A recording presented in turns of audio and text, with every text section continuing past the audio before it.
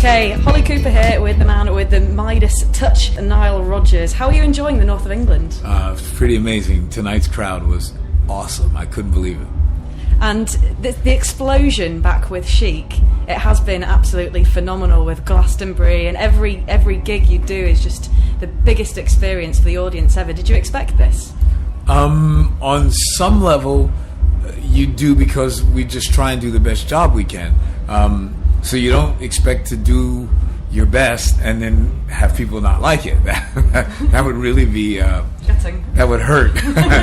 So, but you don't know what to expect. Every time I do a show, I have a totally clean slate. I don't know what to think about the crowd before I get there, so I wait till I get there and then try and read it. We're almost like DJs in that regard, that I have to look out the audience. I have to see what bit is responding, what part is standing still, because we play dance music. We want people to dance.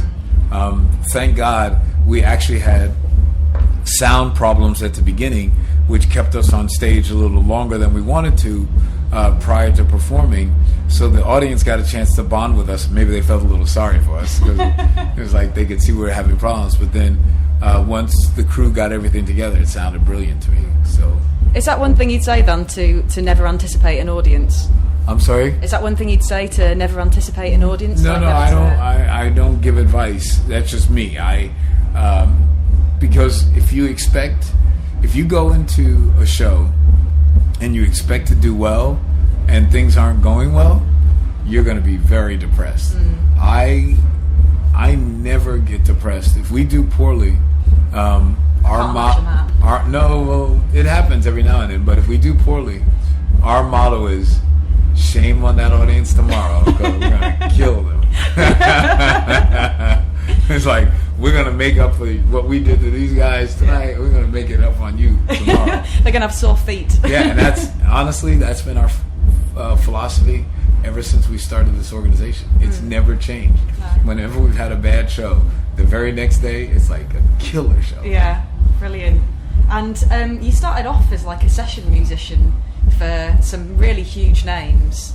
And who had the biggest, am. And you still, yeah, you still. So who's had the biggest impact on you in your early years? Oh, I would have to say my former partner, Bernard Edwards. I mean, I was more of a jazzy kind of wacky, hippie, acid dropping, I was really weird, but I loved music, and he loved my knowledge of music.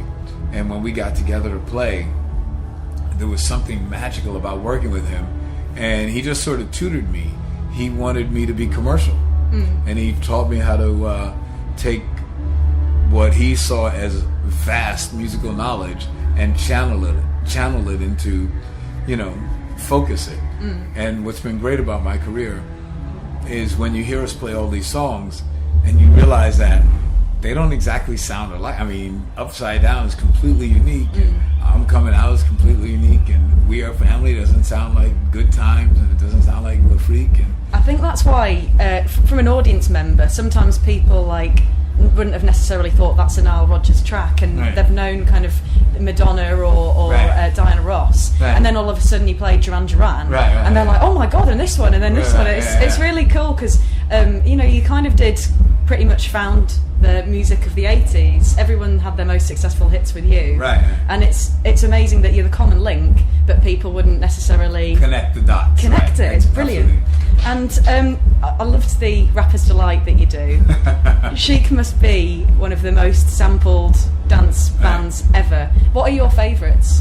Oh man, there's a million of them. That's what, it's funny. That's why even when we do He's the Greatest Dancer, we do a little bit of Getting Jiggy with it. Then we do Lady from Soup for One. Back in the day, and when we did our tour in 1980, or 80 or 81, we used to do a medley of all of the songs that were sort of postmodernistic versions of Good Times, and the crowd would go nuts. We would do Another One Bites the Dust. We would do Bounce, Rock, Roll, Skate. We would do Radio Clash. We would do Need You Tonight by In Excess. Down, down, down, and then we play Rapture by Blondie, and then we go into Rapper's Delight, and then we go back to Good Times. Fantastic. It was amazing. One of the things because I was I kind of briefly met you in Manchester, and it only dawned on me after seeing the gig, the lyrics from the songs and the experience, we are family, good times. I feel emotional hearing those lyrics as part of an audience. How do you feel when people are connecting through your words and genuinely kind of so united under them? I love it. I mean, every song that I've ever written, every single one is nonfiction. I only write about real life. Now, of course, I add fictional elements to it, but my brain works in a way that it just sort of gathers information and stores it away, and sometimes in the most uncomfortable places, I have to stop and write the music down because I just have to do it. Honestly, since I've been on this tour, I've had moments. 2 days ago, I was in the middle of a really important meeting, and I just had to stop. I said, "Guys, I just thought of something that's amazing, and I just have to write this down." It's a weird form of schizophrenia, I guess. Right. Schizophrenia. Yeah, actually, when I was working with Pharrell and Daft Punk, Pharrell explained to me that there's a condition, a medical condition, of people who see. I forget how he explained it to me, but certain people see the world in colors and words or something like that, and I see the world in music. He says, "Oh, that's what they call," and he gave me the clinical definition of it, but that's what it is. I see the world in music. It's a beautiful way to see the world, though. I think so. I don't know any other way. It's like, to give you a perfect example, and I don't mean to be off color or anything, but as soon as you sat down, my brain starts writing. Right. So even though I'm talking to you and I believe I'm semi-coherent, I'm trying to not listen to the music in my head. I'm trying to not be distracted because I looked at the so this is a local Bradford band. Oh, cool! And I wear bandanas a lot and stuff like that because my hair's been growing for like 25 years. So it's like, half of the time I have to keep it out of my food, and so I just started composing and I just couldn't help it. So That's I have fantastic. to make myself not. That's a fantastic way to. And talking about the band T-shirt, one of the shows I do for the radio is a local bands show, and there's such fantastic music coming out. And obviously with Daft Punk, you had the colossal hit. Yeah. How important is new sounds to you? New music and new bands. I don't even think of it in terms of importance, because it's vital to me. It's just I can't. There is no cure for what I have. It's just what it is. They should bottle it. I guess. I mean, I don't know if people want this.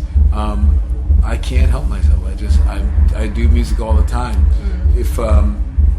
If you were around me in a setting that's not like this, and we're just like friends hanging out, you would notice that at night, or actually continuously throughout the day, I have to have television or something on that's distracting, right? Because I would do music continuously. It's kind of therapeutic though, and so obviously Chic's fantastic dance music for people. What's the track that would kind of get you up and dance in a nightclub? There's gazillions. Come on, is there anything that would make you sit down? Stuff to me. There's too many. Is there anything that would make you sit down? I'm sure. But, good thing I don't know those songs. I was socialized to care about people. I was raised by beatnik parents who, and then I became a hippie, and so it was, I come from the wild generation, man. We were, the flower power generation. We wanted to be kind to people. My parents were like that. That's what I believe in. I mean, you'll find that it takes a lot to get me angry, because I always try and see life from other people's perspective, and I think that's what makes me a good producer, because even though I go in with a pretty strong point of view, I can understand your perspective when it comes to a situation. That's important, not just in music, but as a human being, kind of with other human beings, I think. I believe that. I think you've got a really kind of beautiful aura and soul, and you have been an absolute treat to talk to, Nile Rodgers. Thank you very much.